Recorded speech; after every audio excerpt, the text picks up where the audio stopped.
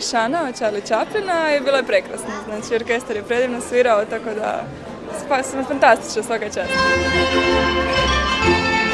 Ma super nam je bilo. Bili smo prošle godine i na cirkusu i uživali su, mislim da su išli 2-3 puta.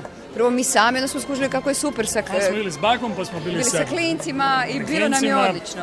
Da, super. To je tako jedan prekrasan doživljaj da imamo orkestar i glazbu uživo, klincima koji se upoznaju sa filharmonijom, sa instrumentima, sa tom glazbom. Stvarno prekrasno. Jednostavno sam oduševljena i filmom i Charlie Chaplinom, zapravo ga ovakvog nisam nikad vidjela. Fascinirana sam da je 1921. ovaj film nastao s takvim scenama, gegovima, forama, kao da je puno kasnije napravljen. Jednostavno, filharmonija, ova glazba, jedan takav fenomenalan spoj, evo, uživala sam.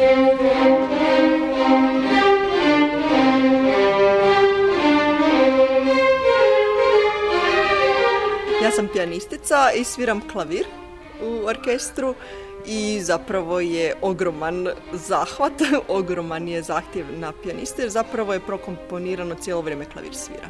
Pa prekrasno iskustvo, maestro Batinić je stvarno divan, on to radi fantastično, ovo i nije prva godina da ide.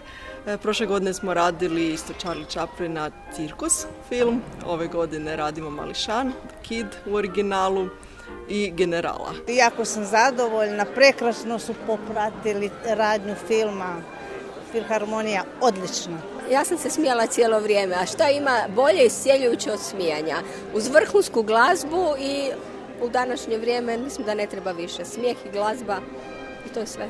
Inače obožavam njemi film, obožavam pogotovo Charlie'a Chaplina i mislim da su to vrhunski glumci jer su potpuno u tijelu, potpuno su u mimici, znači riječi zapravo samo odvlače nas od pravoga smisla i ovo je po meni prava umjetnost. Stvarno svakome bi preporučila da dođe tu pogleda ovo jer stvarno isplati se, tako da baš je lijepo, evo.